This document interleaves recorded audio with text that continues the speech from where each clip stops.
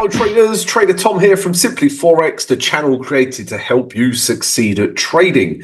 Today's vid, guys, we are going to do a review of Monday's trades from the 1st of July. Remember, guys, if you like the trade ideas, please subscribe to the channel, smash that notification button and smash the like button. It really helps support the vid. Right, so let's review trades from Monday, the 1st of July.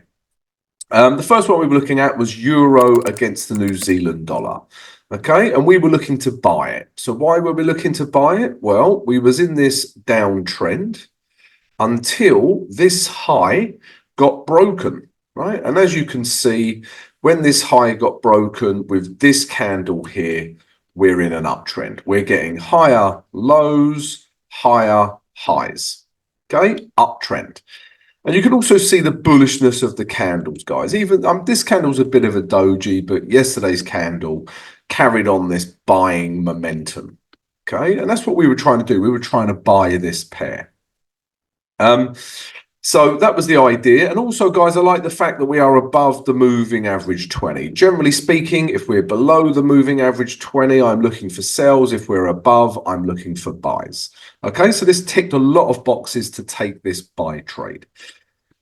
If we drop down to the H1 now, because this was really the entry time frame. And before the day started, you know, the day started here. This is the first candle of the day, right? And I'm in bed snoring, dribbling, you know, having dreams about Gal Gadot. Okay, so I couldn't enter on this candle, right? And I would also have entered potentially on this candle. Why? Because we had a H1 structure break, right? We were interested in a break of these highs. As soon as we got a break, we could start entering.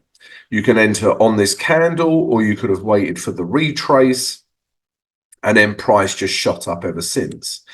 But as you can see, you know, that happened at, 10 o'clock, this basically happened the first couple of hours of the new daily candle. All right, so by the time I've got up, price is already up here. Okay, and it's already hit our first target.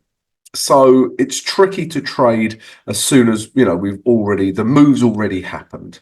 Okay, and I don't want to be chasing trades. I want to trade from in here. Yeah, I don't want to start buying up here. All right, as it turns out, price continued and come up and hit our second target as well. These blue lines are my target. So if you manage to get in on this trade, potentially in here, guys, it was a great trade. But that was Euro New Zealand dollar.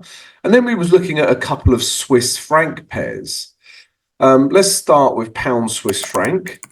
And let's start with the day chart. And both of these trades indicate how important it is to have your entry criteria, right? So if your entry criteria isn't met, you don't trade, okay? And this was a perfect example with these two pairs, okay? So we were looking to sell, right? So why were we looking to sell? Because price was in a downtrend. Okay, we was at the moving average 20. We was at this area of support and resistance. Okay, and we're in a downtrend.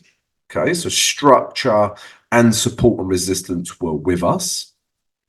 And if we zoom in, guys, you can see this candle here isn't super bearish, but it does hold on to these last highs and this gray zone. Okay, and the idea was to potentially come down to here or here. But like I said, we need our entry criteria met. And our entry criteria was as simple as this. Okay, we wanted a break of this level. All right, so why did we want a break of this level? Well, that would have been, the break of structure. Okay, if I'd have got a big bearish candle that broke through this level, I would have started selling this pair. Okay, but as you can see, guys, this area of support never broke, and instead it became a good area for buyers. And then just look at this buying pressure all day. And obviously I'm not interested in selling this anymore. The market didn't do what I wanted it to do. So that was pound Swiss franc. We didn't get a setup. And then Exactly the same scenario with US dollar Swiss franc. So again, let's start with the day chart, because the day chart, guys, is always my direction. Yeah, the day chart combined with the weekly give me the direction of my trade. All right, and the direction of this trade was to sell. Why was it to sell? Well, you can clearly see we were in a downtrend. Yeah, lower highs, lower lows, right?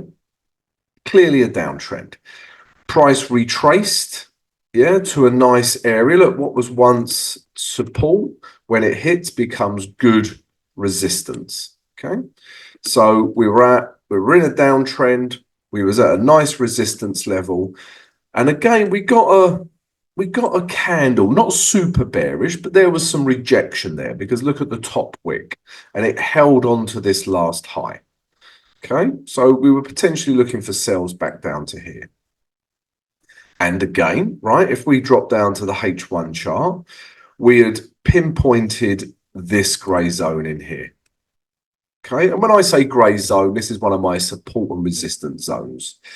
Okay, and we were looking for a break, right? If, again, H1 structure was in here, arguably we had a break of structure here, but I was still looking for a break of this level. Okay, and again, we had a nice big bearish candle that broke through this level. Yeah, I would have taken price lower, but instead, this support clearly held.